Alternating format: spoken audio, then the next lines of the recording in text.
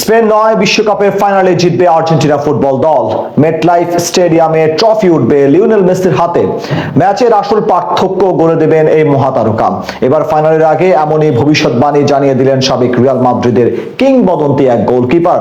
সাথে বলে দিলেন এই ম্যাচে হাড্ডাহাড্ডি লড়াই হবে দুই দলের মাঝে। আর্জেন্টিনার শিরোপা জয় নিয়ে সাবেক রিয়াল মাদ্রিদ গোলকিপারের এমন ভবিষ্যৎবাণী নিয়ে বিস্তারিত এই রিপোর্টে। বিশ্বকাপের ফাইনাল নিয়ে ভক্তদের মধ্যে উন্মাদনার শেষ নেই। বর্তমানে গোটা বিশ্বের এক আলোচিত বিষয়, রবিবার দিবাগত রাতে স্পেন নাকি আর্জেন্টিনা, কাদের ঘরে যাবে সোনালী ট্রফিটি? লামিনে ইয়ামাল নাকি লিওনেল মেসি, কার মুখে থাকবে শেষ হাসি? তা নিয়ে অনেকে অনেক ধরনের প্রেডিকশন করছেন এবং নিজেদের মতামত জানাচ্ছেন। কেউ আর্জেন্টিনাকে এগিয়ে রাখছেন, আবার কেউ ইউরো চ্যাম্পিয়ন স্পেনকে। সেই তালিকায় এবার যোগ দিলেন রিয়াল মাদ্রিদের সাবেক কিংবদন্তি গোলকিপার কেইলার নাভাস। বললেন এই ম্যাচে ফেভারিটের তকমা থাকবে আর্জেন্টিনার পক্ষে। স্পেনকে হারিয়ে লিওনেল মেসির হাতে উঠবে শিরোপা। এবারের আসরে এখন পর্যন্ত দুর্দান্ত খেলছে আর্জেন্টিনার ফুটবলাররা। টুর্নামেন্টের সবগুলো ম্যাচ জিতে ফাইনালে এসে পৌঁছেছে লিওনেল স্কালোনির শিষ্যরা। অন্যদিকে পর্তুগাল, ফ্রান্স ও বেলজিয়ামের মতো ফেভারিট দলগুলোকে বিদায় করে ফাইনালে এসেছে স্পেন। তাই স্বাভাবিকভাবে দুই দলের শক্তিমত্তার পার্থক্য খুব একটা নেই বললেই চলে। তবুও সেখান থেকে এক দল বেছে নেওয়ার ক্ষেত্রে আলবিসেলেস্তাদের পক্ষেই যাবেন নাভাস, এমনটাই জানিয়ে দিয়েছেন সবাইকে। কোস্টারিকার এই কিংবদন্তি, যিনি নিজে 3টি বিশ্বকাপ খেলেছেন এবং রিয়াল মাদ্রিদের হয়ে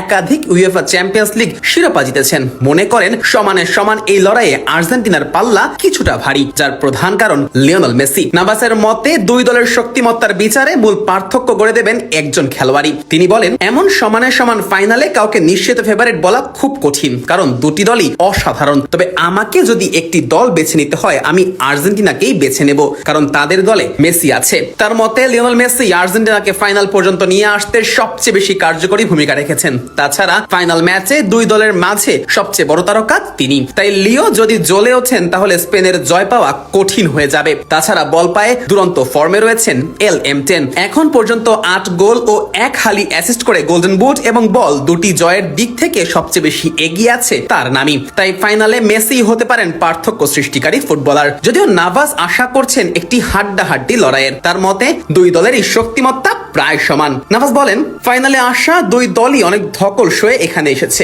স্পেন শুরুতে খুব একটা ছন্দে না থাকলেও পরে প্রতিপক্ষকে শাসন করেছে। অন্যদিকে আর্জেন্টিনা অতিরিক্ত সময় পর্যন্ত লড়াই করেছে এবং পিছিয়ে পড়েও ম্যাচে ফিরেছে। এটি তাদের দৃঢ় চারিত্রিক বৈশিষ্ট্য এবং লড়াকু মানসিকতারই পরিচয় দেয়। এখন দেখা যাক তার কথা কতটা সত্যি হয়।